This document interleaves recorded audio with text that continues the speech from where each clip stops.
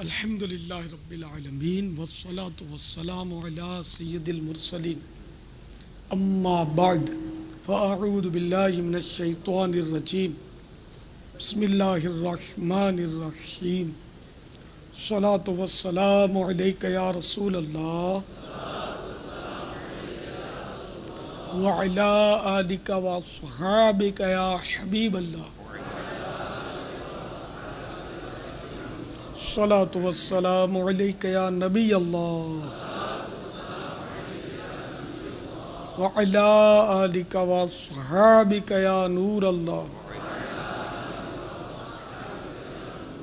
ایک غریب شخص کا واقعہ ہے، 500 درہم کا وہ بیچارہ مقروض ہو گیا تھا، بڑا پریشان رہتا تھا۔ ایک رات جب وہ سویا تو سوئی ہوئی قسمت انگڑائی لے کر جاگ اٹھی۔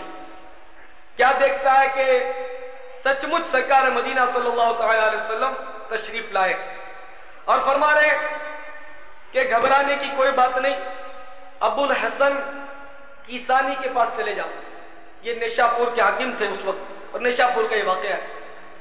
ابو الحسن کیسانی حاکم نیشاپور کے پاس چلے جاؤ، بڑا سخی مرد ہے، ہر سال 10,000 مسکینوں کو تو وہ صرف لباس تقسیم کرتا ہے۔ جاؤ، تمہارا وہ کام کر دے گا، اور اسے میرا پیغام دے دینا کہ مجھے سرکار نے بھیجا، اور اس کو یہ نشانی پیش کر دینا کہ تو روزانہ 100 مرتبہ سرکار پر درود و سلام پیش کرتا ہے، لیکن کل تو درود شریف پڑھنا بھول گیا تھا۔ آنکھ کھل گئی، خوشی خوشی صبح کے وقت حاکم نیشاپور ابو الحسن کیسانی کے پاس یہ شخص جا پہنچا۔ علیک سلیک کے بعد دعا بیان کیا، اور پھر سرکار کی بشارت سنائی کہ سرکار نے اس طرح فرمایا کہ کل تو نے درود شریف نہیں پڑھا۔ جب اس نے یہ سنا تو ایک دم اس پر وجدی کی کیفیت طاری ہو گئی، ایک دم ذوق آ گیا۔ وجدانی کیفیت میں وہ اپنے تخت سے اترا اور سجدہ شکر اس نے ادا کیا، پھر اپنے غلام کو طلب کیا اور 2,500 درہم منگوائے۔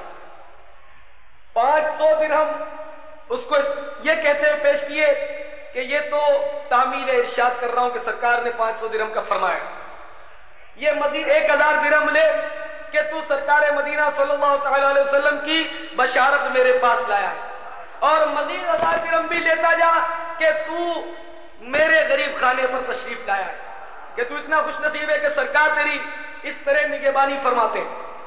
تو اس طرح مطلب 2,500 درہم دے کر وہ شخص لوٹا۔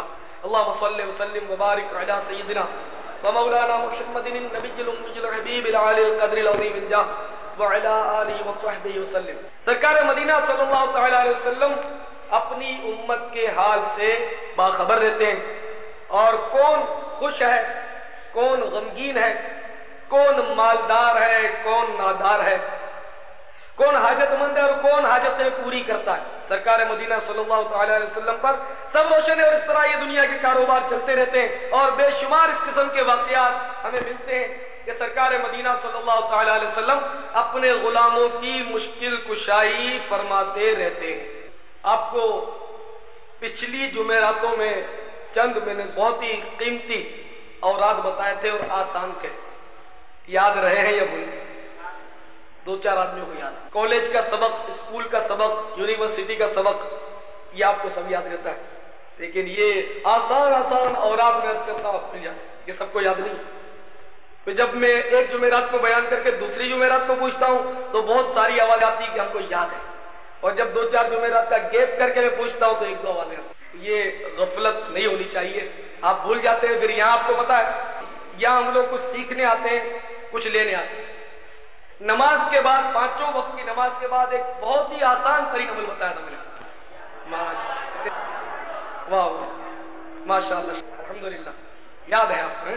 یا باری او 7 بار ہر نماز کے بعد پڑھیں گے تو فضیلت کیا ہے؟ ماشاء اللہ، جزاک اللہ، جزاکم اللہ۔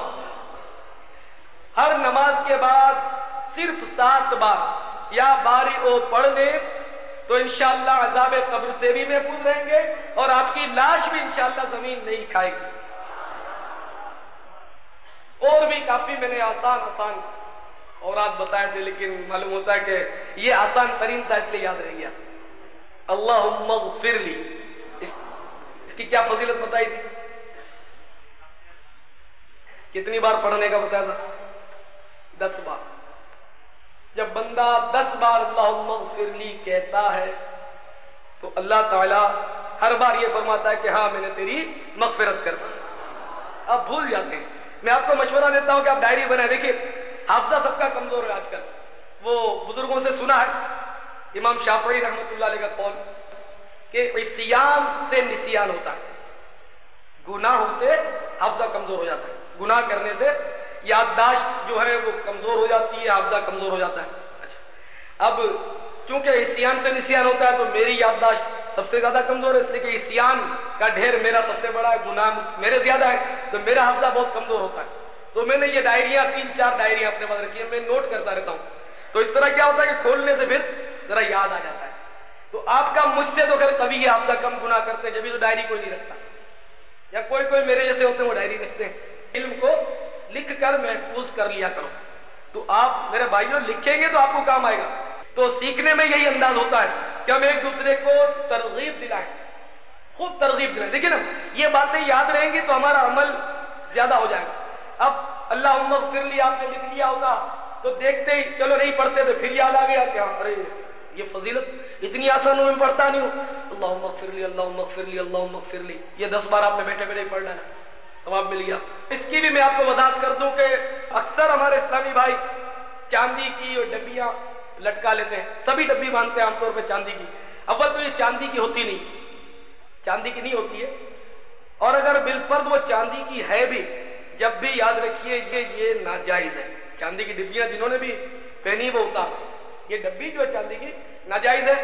मलफूजा शरीफ में आला हज़रत रहमतुल्लाह अलैह के मैंने पढ़ा था कि चांदी की डब्बी में जो तावीज बंद करके लटकाते हैं या बाजू पर भी बांधते हैं, इसकी इजाजत नहीं। बल्कि अगर आपको तावीज पहनना ही है तो इसी तरह मोमजामा कर लें इसको, और फिर कपड़े में सिलाई कर लें, रेगजीन में सिलाई कर लें, चमड़े में सी लें, चांदी या किसी और धात की डिबिया में उसको बंद करके तावीज ना पहना दें। बल्कि बाद भाई तो हमारे लॉकेट में तावीज लटक रहा होता, मैं पकड़ता रहता हूँ, तावीज लटक रहा है लॉकेट में और उस पर क्या साहब आयतुल कुर्सी लिखी हुई है, वो फख्र से कहता है आयतुल कुर्सी लिखी हुई है, ऐसे ही थोड़ी पहना है। लॉकेट जो है जंजीर, ये याद रखिए मरने के बाद आग बन जाएगी, पूरा खतरा इसका। ये जंजीर जो है चाहे वो सोने की हो, चांदी की हो, किसी धात की हो, ये हराम है, नहीं पहन सकते हम लोग, नहीं पहन सकते इसको।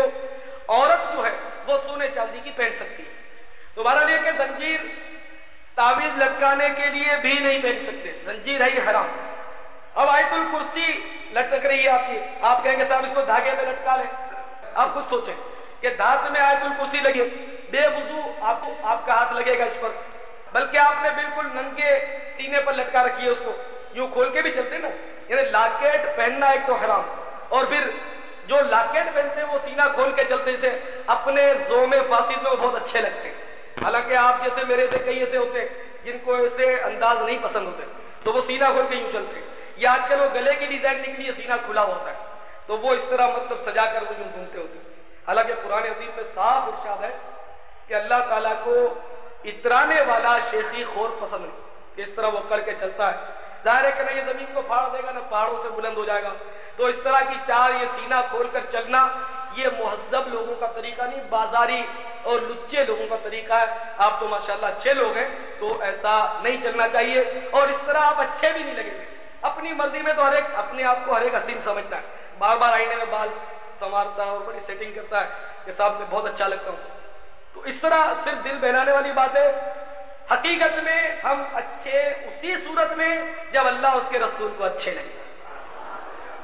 सारी कायनात हम पर फरेफ्ता है, आशिक है, सब हमारी वाह करते हैं, और अगर माअज़ल्लाह उसकी नजर में अच्छे नहीं है तो खुदा की कसम हमें अच्छाई नसीब ही नहीं। तो अल्लाह रसूल की नजर में अज़्ज़ व जल्ल व सल्लल्लाहु तआला अलैहि वसल्लम हम अच्छे बनने की कोशिश करें। बाकी दुनिया की नजर में अगर अच्छे न भी रहें तो कोई बात नहीं। ये दुनिया तो आपको पता ही है मेरे इस्लामी भाइयों, बेवफा है, मफाद परस्त है। ये खुशामद और तारीफ उसी की करती है जिससे 2 पैसे का कोई मतलब है।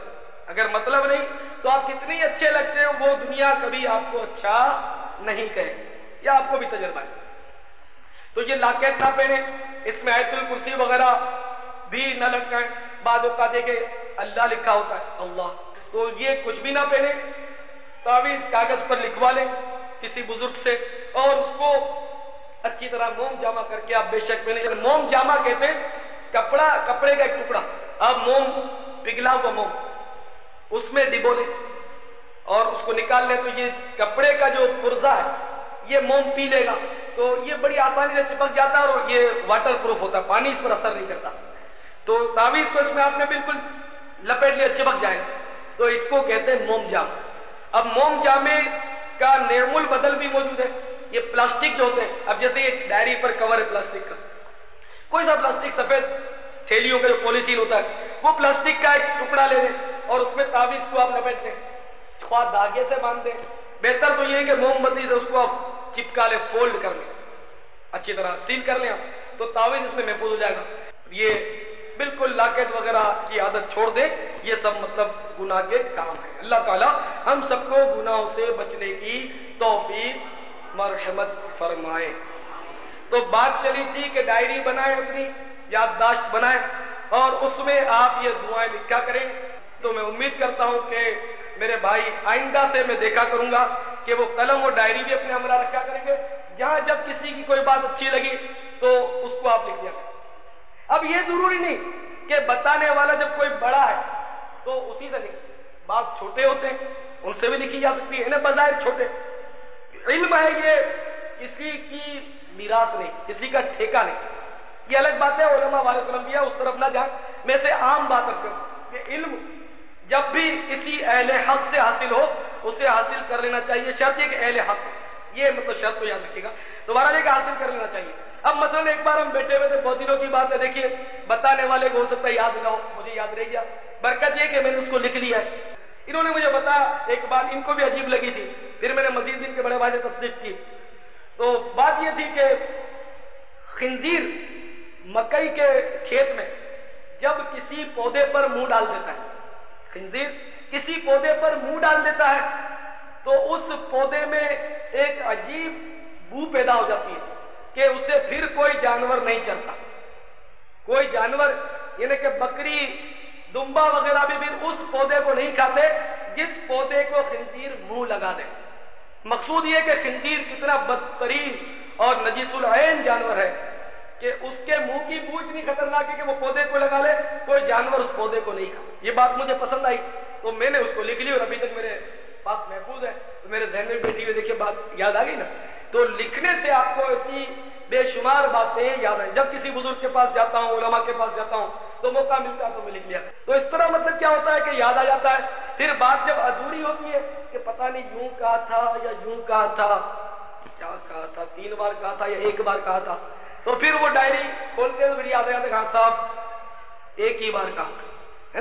تو اس طرح مطلب لکھنے سے بہت سارے فائدے ہوتے ہیں اور لکھنے سے علم محفوظ ہوتا ہے۔ قرآن بھی الحمدللہ ہمارے پاس لکھا ہوا ہے، حدیثیں بھی لکھی ہوئی ہیں۔ اگر بزرگوں نے اس کو لکھا نہ ہوتا، کیونکہ سرکار لکھنے کے محتاج نہیں تھے، صحابہ اکرام کا حافظہ بہت قوی تھا، بے شمار صحابہ حافظ تھے، لیکن ہم پر ترس آیا کہ آنے والے کس طرح یاد کریں گے، تو ہم لوگوں کے لیے لکھ دیا گیا، حدیثیں ہم لوگوں کے لیے لکھ دی گئی۔ بے شمار کتابیں تو اسٹال لگے ہوتے ہیں، ہزاروں کتابیں، تو یہ سب لکھی ہوئی ہیں، تو آپ بھی کچھ لکھا کریں، کچھ دعائیں وغیرہ، ہو سکتا ہے کہ آپ کے بعد بھی آپ کو یہ کام آ جائے۔ یہ درود شریف آپ لکھیں گے تو جب تک درود شریف لکھا رہتا ہے لکھنے والے پر فرشتے درود بھیجتے رہتے ہیں، یہ فضیلت حاصل ہوگی۔ پھر آپ نے لکھا ہوگا، آپ کے بعد آپ کی اولاد کے ہاتھ میں آئے گی آپ کی ڈائری، تو وہ دیکھیں ارے میرے والد صاحب یہ بھی پڑھتے تھے، میرے والد صاحب وہ بھی پڑھتے تھے، تو اس طرح آپ کا بیٹا بھی یہی پڑھتا رہے گا اور مرنے کے بعد آپ کو ثواب ملتا رہے گا۔ اور آپ کی خواہش ہوگی پھر تو دعوت اسلامی کی جمعرات میں جتنے اجتماع تھے سارے کاش میں لکھ کر چلا جاتا تو یہ اولاد پڑھتی رہتی، اپنا کام بن جاتا، وارے نیارے ہو جاتے۔ اب بھی نہ سمجھے تو آپ کی مرضی ہے، انشاءاللہ امید ہے کہ آپ کوشش کیا کریں گے۔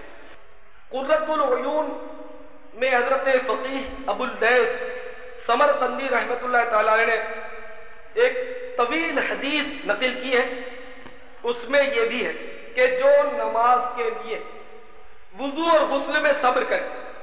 یعنی وضو میں جیسے سردیاں ہیں صاحب، ٹھنڈ، پانی بھی ٹھنڈا، نماز بھی پڑھنی ہے، تو اب وضو اور غسل، وضو کرنے یا غسل کی حاجت ہے غسل کر لیا کیونکہ نماز تو بہرحال پڑھنی ہے. تو اس طرح جو وضو اور غسل میں صبر کرے، پانی نہیں ملتا، بڑی مشکل سے ملتا، پھر بھی وضو کیا. اب یہ آپ کو تجربہ انشاءاللہ حج میں ہوگا. پانی کی قیمت وہاں پتہ چلتی. سن 80 میں مزدلفہ میں وضو کے لیے پانی نہیں مل رہا تھا، تو میں نے مطلب انہیں کہ 2 بوتلوں سے وضو کیا اور غالباً 4 ریال کی ایک بوتل لی تھی 1.5 لیٹر کی، تو 8 ریال کی یہ 2 بوتلیں ہوئی اور اس کی قیمت ان دنوں میرا خیال ہے 3 روپے کا ریال تھا. اب تو 4.5 بھاؤ چل رہا ہے تقریباً، سنا ہے. تو 24 روپے کا غالباً ایک وضو میں 24 روپے خرچ ہوئے. میرے ساتھ ایک اور بندہ بھی تھا، تو 48 روپے میں ہم دونوں نے وضو کیا. وضو کا پانی 48 روپے کا 50 کا نوٹ جو نکل گیا. تو مطلب یہ کہ نماز پڑھ لی. اب اس کی وجہ سے آدمی چھوڑ دے کہ صاحب پانی نہیں ملتا، اللہ معاف کرے گا. جیسے ہم لوگ اللہ معاف کرے گا، سب دیر ہو گئی اللہ معاف کرے گا، بس میں بیٹھے اللہ معاف کرے گا، ٹرین میں جا رہے اللہ معاف کرے گا. اللہ تو آپ کی نماز کا محتاج نہیں، میری نماز کا محتاج نہیں، لیکن ہمارا لے کے اس نے جو ہم پر ذمہ داری عائد کی ہے اس سے سبکدوش بھی تو ہونا ہے، اس ڈیوٹی کو بہرحال انجام پانا ہے. سروسز آپ نوکری پر جا رہے ہیں، بس نے ہڑتال کر دی، بس نے ہڑتال کر دی صاحب، بسوں نے آپ کو سروس پہ جانا ہے اور ضروری جانا ہے، ڈیوٹی آپ کی، تو کیا کریں گے صاحب؟ بس نے ہڑتال کر دی، ہم نہیں جائیں گے، ظاہر رکشا پکڑیں گے، رکشا پکڑیں گے نا، کیونکہ ڈیوٹی پر نہیں جائیں گے تو وہاں غیر حاضری لگے گی آپ کی. تو رکشے میں، ٹیکسی میں، سائیکل میں، اسکوٹر میں کسی صورت سے آپ پہنچیں گے. یعنی دنیاوی ڈیوٹی تو آپ کتنی بھی تکلیف اٹھانی پڑے آپ دینے میں تامل نہیں کرتے، لیکن آپ کو کیا ہو جاتا ہے کہ نماز کے معاملے میں معمولی سے کوئی ادھر پیش آ، نماز چھوڑ دی صاحب، پانی نہیں، تنگی ہے، پانی بہت ہلکا آتا ہے، وضو خانے پر بھیڑ بہت تھی. تو بہرحال یہ کہ میرے اسلامی بھائیوں سورۃ النور میں ہے کہ جو نماز کے لیے غسل و وضو میں صبر کرے گا، یعنی تکلیف اٹھائے گا، تو ایک ایک بال کے عوض ایک ایک نیکی ملے گی. اس پانی کے ایک ایک قطرے کے عوض اللہ تعالیٰ ایک ایک فرشتہ پیدا فرمائے گا، اور وہ سارے کے سارے فرشتے قیامت تک اللہ تعالیٰ کی تسبیح بیان کرتے رہیں گے، اور اس ساری تسبیحات کا ثواب اس وضو و غسل کرنے والے کو مل جائے. اللہ تعالیٰ کی ڈیوٹیاں پوری کرنے میں، اس کے عائد کردہ فرض کو پورا کرنے میں ہمیں کتنا اجر و ثواب ملتا ہے. اللہ تعالیٰ نے کتنی رحمت ہے، رحمت ہی رحمت. انہیں جتنی زیادہ تکلیف اٹھاؤ اتنا ثواب زیادہ، جتنا صبر کرو. جب بظاہر ایسے معمولی مواقع ہوتے ہیں صبر کرنے کے اور ثواب اتنا مل جاتا ہے، قربان جائیے. تنبیہ الغافلین میں حضرت فقیہ ابو اللہ سمرقندی رحمۃ اللہ علیہ نے ایک روایتیں بڑی پیاری نقل کی ہے، بہت مزہ آیا میں نے پڑھا. حضور سید عالم صلی اللہ تعالی علیہ وسلم کی خدمت میں کس نے عرض کیا، یا رسول اللہ صلی اللہ علیہ وسلم، ہمیں کسی چیز کی خواہش ہو، کسی چیز کی خواہش ہو اور ہمارے پاس پیسے نہ ہو، ہم غریب ہوں اور وہ چیز ہم حاصل نہ کر سکے، تو کیا ہمیں اس پر بھی اجر ملے گا؟ سرکار مدینہ صلی اللہ تعالی علیہ وسلم کی رحمت کے قربان سرکار نے فرمایا کہ اس پر اجر نہیں ملے گا تو کس پر اجر ملے گا؟ ایمان سے رحمت ہے. صاحب بھوک لگی ہے، کھانے کو موڈ ہو رہا ہے، ہوٹل سامنے، جیب میں ہاتھ ڈالا تو 3 چونیاں ہیں، 3 چونیوں میں تو چائے بھی مشکل، شاید آج کل چائے بھی 1 روپیہ ہو گئی. کھانا کھانے کی خواہش ہوئی آپ کو، لیکن جیب میں 3 چونیاں ہیں، کنگال ہیں، آپ نہیں کھا سکے، تو اس پر بھی آپ کو اجر ملے گا. کتنی رحمت ہے. لیکن میں کہتا ہوں یہ کھانے پینے کا ہم کیا کرنا تھا. میرے ایسا کنگال آدمی تصور کرے کہ صاحب حکومت نے مانگے تھے 28,000 اور اتنے 31 جنوری تک آخری تاریخ تھی، پیسے میرے پاس نہیں تھے، میں نے فارم فل اپ نہیں کیا، افسوس کہ دن گزر گئے، سب مدینے کو گئے، میں رہ گیا. اور یہ افسوس کریں ہم تو کیا بعید اللہ کی رحمت سے کہ مدینے کی حاضری کا ثواب مل جائے، یہیں بیٹھے بیٹھے مدینہ عطا ہو جائے. تو کسی چیز کو اگر پیسے کی کمی کی وجہ سے حاصل نہ کر سکا تو اس پر بھی اللہ تعالیٰ اجر و ثواب عطا فرماتا. حضرت ضحاک رحمت اللہ علیہ قول اسی حدیث کے تحت لکھا ہوا ہے کہ کوئی بازار گیا اور کوئی کھانے کی چیز اس کو پسند آ گئی. صاحب باہر نکلے, گرما گرم بند کباب تیار ہو رہے ہیں, بھوک بھی لگ جاتی, چمک جاتی اجتماع میں بیٹھے بیٹھے آپ لوگوں کو, تو دھوئیں اٹھ رہے ہیں, خوشبوؤں سے دماغ تر ہو رہے ہیں, جیب میں ہاتھ ڈالا تو صرف ایک ہی چونی. حضرت ضیاء فرماتے ہیں بازار گیا, کسی کھانے کی چیز کی خواہش ہوئی, پاس پیسے نہیں, جو خرید کر کھا لیتا تو اس پر ثواب کی نیت سے اگر صبر کر لے تو 1,00,000 درہم صدقہ کرنے سے زیادہ ثواب ملتا ہے. عدل کریتا تھر تھر کمبن اچیاں شانہ والے, فضل کریتا بخشے جاون میں جے منہ کا. اللہ کی رحمت کتنی بڑی ہے, رحمت حق بہا نامی جویت, اللہ کی رحمت قیمت طلب نہیں کرتی, رحمت حق بہا نامی جویت, اللہ کی رحمت تو بہانے تلاش کرتی. تو میرے پیارے اسلامی بھائیوں, اللہ تعالیٰ کی رحمت سے غسل فرض ہو گیا تو ثواب حاصل کرنے کا تو یہ نادر موقع ہے, کس طرح ثواب ملے گا غسل کریں گے تو. اچھا پھر اگر سستی کر گئے, سوئے پڑے رہے مجبوری کے ساتھ, کیا کریں؟ غسل جو فرض ہو گیا مجبوری, غسل نہیں کیا, معاذ اللہ نماز قضا کر دی, معاذ اللہ, اللہ ایمان پر موت کو دے دے, نماز قضا نہ.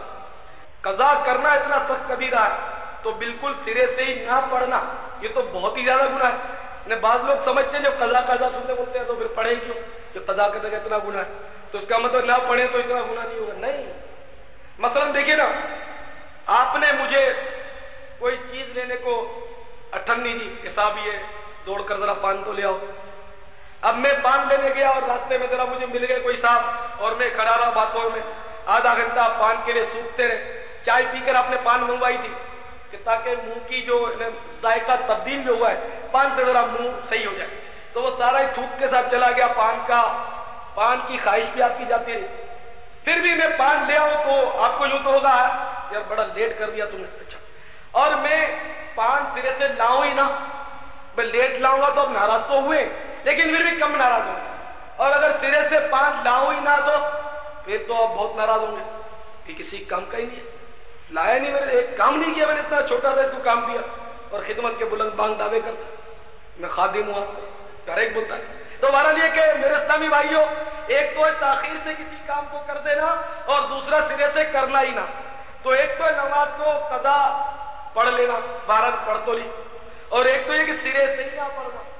تو قضا کرنا اگرچہ کبیرہ گناہ ہے لیکن بالکل ہی نماز نہ پڑھنا یہ اشد کبیرہ گناہ ہے, یہ یاد ہے.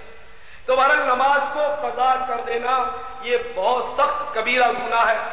تو نماز ہرگز قضا نہیں ہونی چاہیے, ہرگز نہیں, بالکل پکی بات. آج تک اگر ہوئی بھی ہے تو اس کی بھی قضا ہو جائے, اور آج کے بعد جیتے جاگتے ہوش و حواس میں نماز قضا نہیں ہونی چاہیے انشاءاللہ.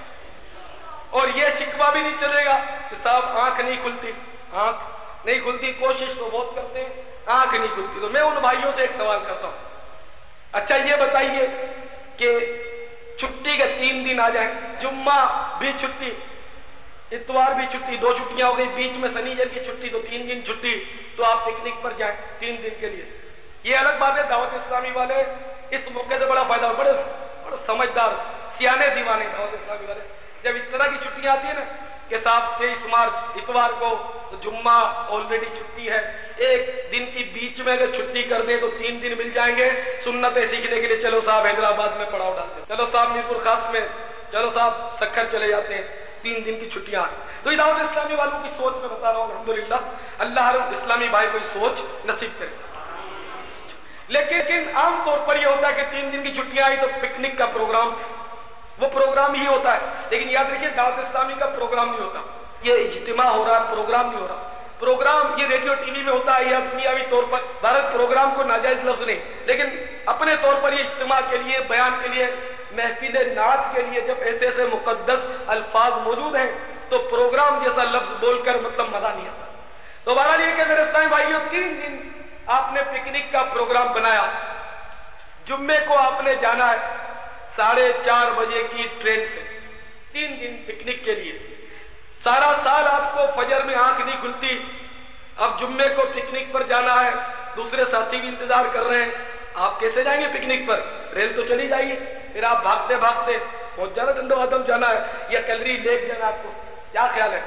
4:30 آپ تو معذور ہیں نا، مجبوری ہے، صاحب اللہ معاف کرے گا، گناہگار لوگ ہیں، آنکھ نہیں کھلتی، فجر میں رات کو تھکے ہوئے سوتے ہیں، فجر نہیں پڑھ سکتے، آنکھ نہیں کھلتی، اب 4:30 بجے صبح ٹرین ہے، پکنک پر جانا ہے، آنکھ کھلے گی یا نہیں کھلے گی؟ آپ صحیح بتائیں گے، کیوں کھلے گی صاحب؟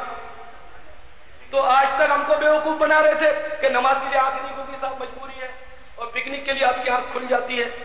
تو یہ تو میں کہنے سے رہا کہ نماز سے زیادہ پکنک کی اہمیت ہے، جو پکنک کے لیے آنکھ کھل جاتی ہے، نماز کے لیے آنکھ نہیں کھلتی۔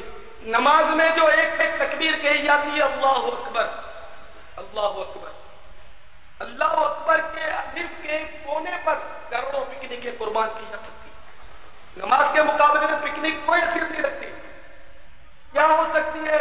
نماز کی اہمیت کا احساس نہیں، پکنک کی اہمیت کا احساس ہے۔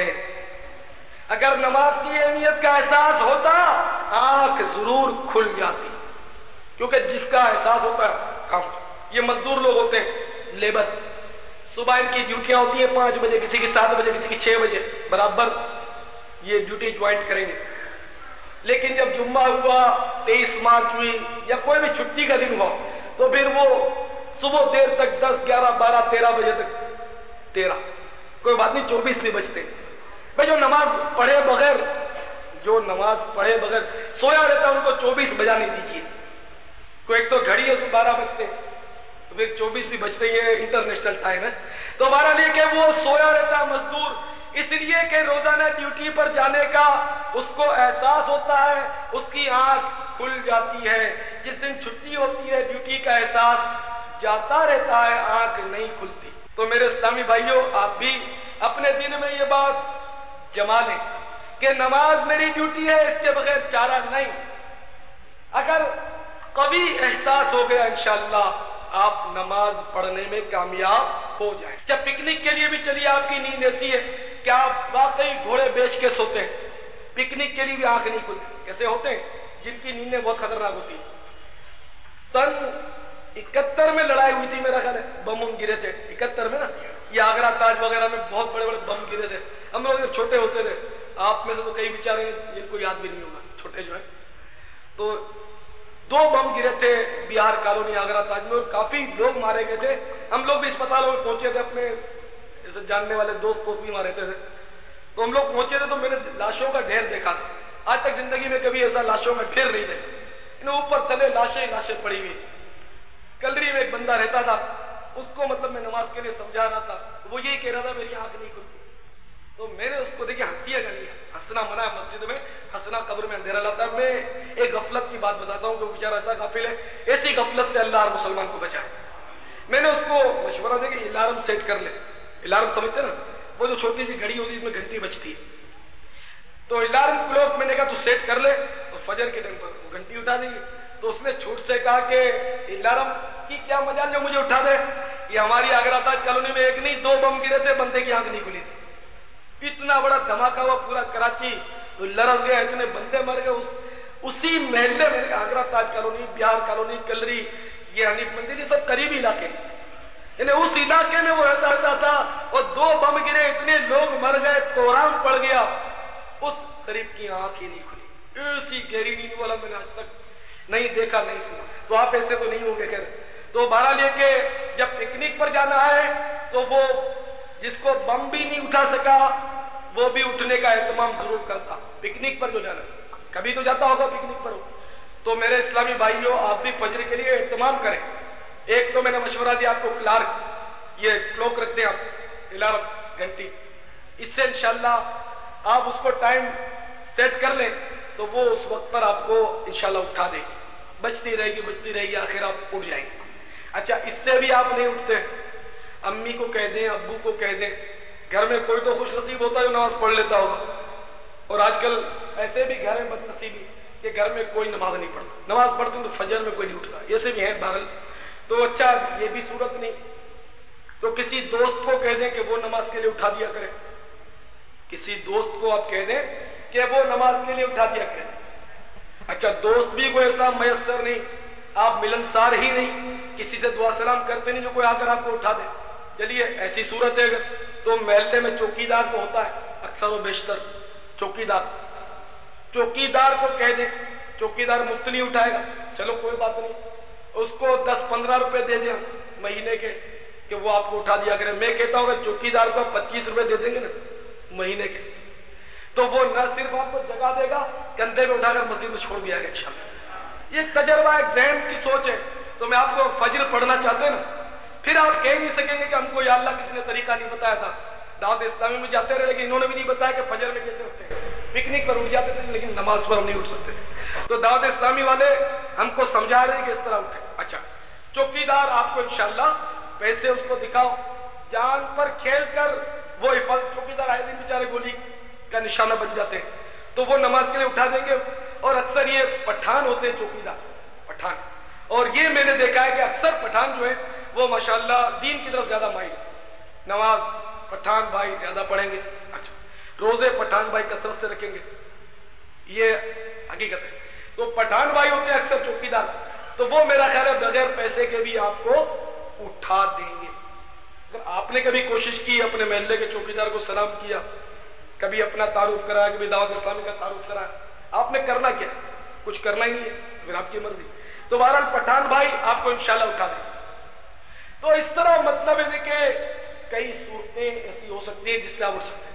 اچھا صاحب آپ کے محلے میں چوکیدار بھی نہیں ہے، اچھا چلیے کوئی بات نہیں، ایک اور طریقہ میرے ذہن میں آ گیا، اس پر عمل کر لیں۔ آپ کے قریب مسجد ہوگی، امام صاحب عین وقت پر جماعت کی آتے ہیں، اچھا صاحب مؤذن صاحب کو اذان دینی ہوتی ہے، مسجد کا خیال رکھنا ہوتا ہے، خادم مسجد کا، بھائی پورے اسٹاف میں ایک آدھ آدمی تو آپ کو مل جائے گا امام مؤذن یا خادم، اسی سے آپ ہاتھ جوڑ کر التجا کر دیں کہ مجھے نماز کے لیے اٹھا دیں۔ بھائی جب دنیا کے لیے آپ خوشامد کر سکتے ہیں، کسی مسجد والے کے آگے ہاتھ جوڑنے میں حرج کیا؟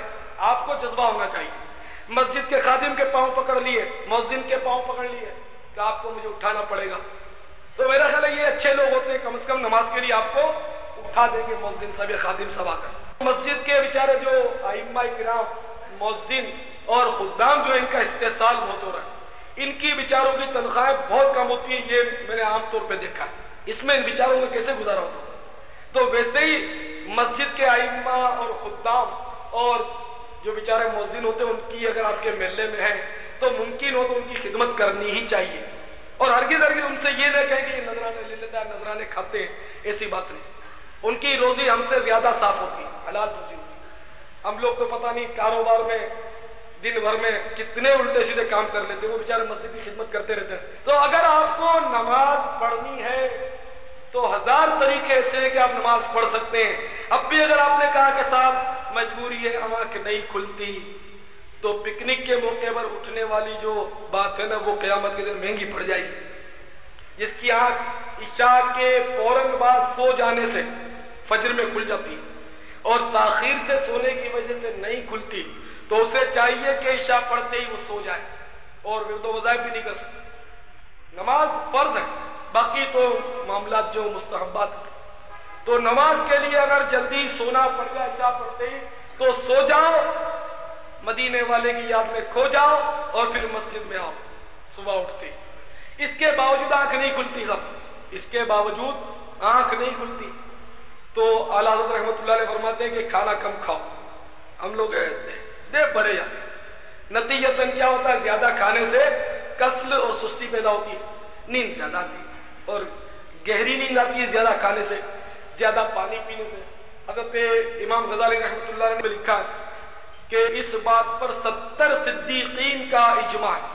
یہ اولیاء کرام کی قسمیں ہوتی ہیں، صدیق جو ہوتا ہے وہ ولی سے بھی اوپر ہوتا ہے، تو 70 صدیقین کا اجماع اس بات پر کہ زیادہ پانی پینے سے نیند زیادہ آتی، تو کھانے پینے میں کمی کریں، کم کھائیں تو پھر نیند کم آئی، فجر میں اٹھ جائے۔ تو یہ سارے جتنے بھی طریقے ہیں نیند سے بیدار ہونے کے، فجر میں اٹھنے کے، وہ سارے طریقے آپ نے آزما لیے، کھانا بھی کم کھایا، پانی بھی کم پیا، اور اس کی عادت بھی بنا لی، کسی کو کہہ بھی دیا، گھڑی بھی الارم اپنے سرانے رکھ دی، یہ سارے جتن آپ کر چکے، اس کے باوجود آپ کی فجر میں آنکھ نہیں کھلی تو اب معذور ہے، اب معذور ہے۔ اس کے لیے آپ کو یہ حکم نہیں دیا جائے گا کہ رات کو آپ سوئیں ہی نہ، عشاء کے بعد فجر تک جاگتے ہی رہیں اور پھر فجر پڑھ کے سوئیں، یہ حکم نہیں دیا جائے گا، رات کو سونے کی اجازت ہے۔ جبکہ یہ سارے آپ نے طریقے کر دیے، یہ نہیں کہ 3 بجے تک دوستوں کی مجلسوں میں ہوٹلوں میں گزار کر آرام سے ٹھاٹ سے پہنچے، تھکے تھکائے اوندھے پڑ گئے اور پھر صبح 10 بجے آنکھ کھلی، یہ تو بہرحال یہ سارے طریقے استعمال کریں، اور یہ طریقے جو میں نے آپ سے عرض کیے اس کو حفظ کرنے، یاد کرنے، اور ان طریقوں پر اگر انشاءاللہ آپ عمل کریں گے، میں نہیں سمجھتا کہ جتنی میری آواز جہاں تک آ رہی ہے کوئی مجھے آ کر کہہ دے کہ میری آنکھ نہیں کھلی، میں امید کرتا ہوں کوئی ایسا نہیں ہوگا، آنکھ کھلے گی اور انشاءاللہ لازمی کھلے گی۔ تو امید ہے کہ آج کے بعد کسی بھائی کی فجر کی نماز کبھی قضا نہیں ہوگی، فجر کی تو قضا نہیں ہوگی اور 4 وقتوں کی بھی قضا نہیں ہوگی۔ یہ نہیں کہ فجر ہی کی اہمیت ہے کہ صاحب عصر کی کوئی ٹھیک ہے وہ کاروبار کا ٹائم ہے، ذرا گاہک زیادہ ہوتے ہیں تو وہ ذرا مغرب کے ساتھ نہیں، عصر کی تو خاص تاکید ہے، صلاۃ وسطیٰ کی۔ اپنی نمازوں کی حفاظت کرو، خصوصاً بیچ والی کی، فجر اور ظہر، مغرب اور عشاء کے بیچ میں عصر، تو عصر کی زیادہ تاکید ہے۔ عصر کے وقت انسان مصروف ہوتا ہے، دھندے میں، کاروبار میں مصروفیت ہوتی ہے، تو عصر سے بھی غافل نہ ہو کہ یہ تو خصوصی تاکید ہے اس کی اسپیشلی۔ تو بہرحال کسی نماز میں غفلت نہیں ہوگی۔ آج سے ہم عہد کرتے ہیں، اے اللہ، آج سے ہم عہد کرتے ہیں کہ جان بوجھ کر کوئی نماز قضا نہیں ہوگی۔ یا رسول اللہ آپ بھی کرم فرمائیں کہ ہماری نمازوں کی عادت پڑ جائے۔ اللہ تعالیٰ ہم سب کو پیارے حبیب صلی اللہ تعالیٰ علیہ وسلم کی سنت پر عمل کرنے کی توفیق عطا فرمائے۔ صلو علی الحبیب صلی اللہ تعالی علی محمد۔ مجھے اپنی اور ساری دنیا کے لوگوں کی اصلاح کی کوشش کرنی ہے۔